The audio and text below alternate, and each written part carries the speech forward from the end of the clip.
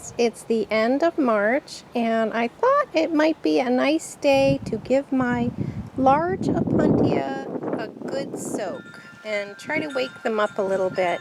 They have been receiving a little bit of water over the winter. They're in a room that's about 79 degrees all winter long because they're in a heated home.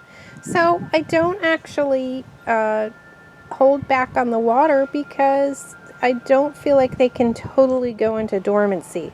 But as you can see, after the winter, they're a bit worse for wear. Let me show you close up what's going on.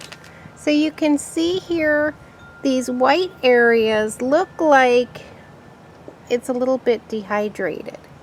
And some of the lower areas is just corking, but the ones that are higher up are newer leaves and they should be a lot greener. And I think once we give it some water, that's going to fill in a little bit once the plant soaks the water up.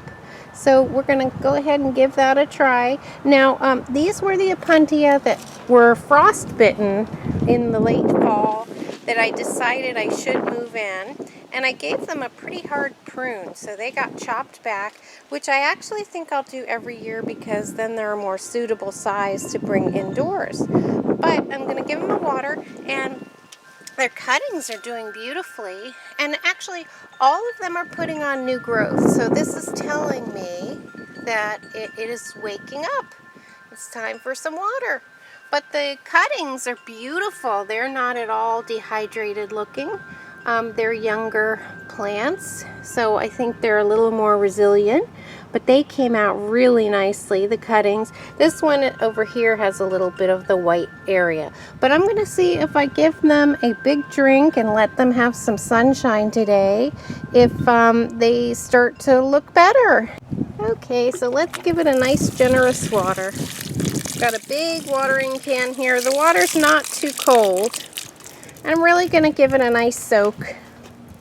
I don't know if you're supposed to ease into this, but Opuntia are pretty thirsty plants, so I've let it get very, very dry in between waterings, as you should with any cactus. But Opuntias are just really appreciate their water. So I'm going to give them a good soak and make sure that that water's coming out the bottom, and we're going to wake up these plants. Do it a few times, and I think in conjunction with the sunshine and the warming temperatures and fresh air, these are just going to bounce right back and be gorgeous again this summer.